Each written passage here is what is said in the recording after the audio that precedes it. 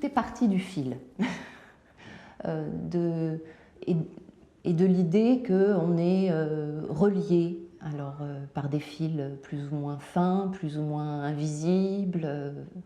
Voilà. Donc au départ, c'est une réflexion. Je suis aussi traversée par des exaltations, des moments de foi, sans mettre un Dieu forcément là-dessus, mais de foi, de sensation d'énergie, de sensation de vie tellement porteuse, tellement optimiste, tellement infinie. Voilà, ces choses me traversent. Donc il était un peu naturel pour moi de concrétiser ça par ces objets qui sont comme des douches, des choses traversantes.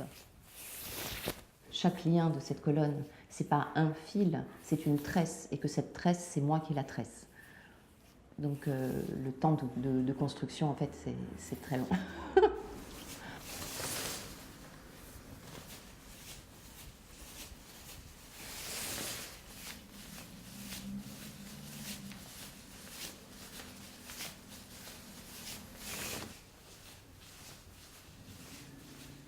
La matière donne, elle a son mot à dire. Hein.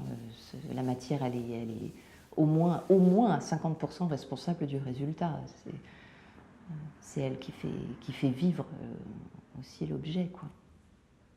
Moi, j'organise. C'est la matière qui fait.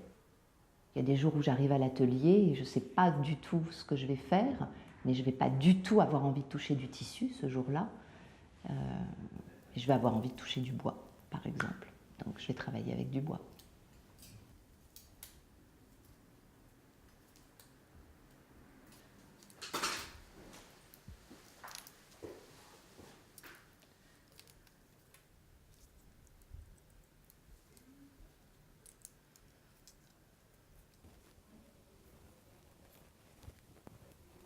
On ne sait jamais quand l'œuvre est terminée, mais je les garde sous les yeux longtemps.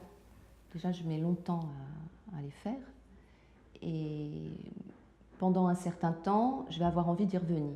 Et juste, il y a un moment où j'ai plus envie d'y revenir. Là, c'est terminé.